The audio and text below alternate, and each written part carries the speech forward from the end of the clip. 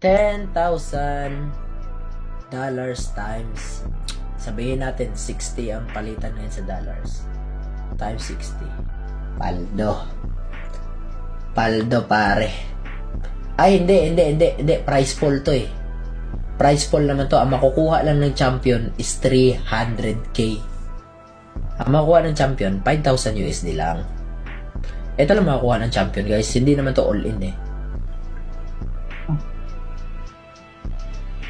Times 60. So meron silang 300k. So 300k divided by 4, meron silang 75k. Sabihin natin manalo pa ulit sila bukas, meron silang 150k. Wala, parang nag-champion ako ng 2 beses pala.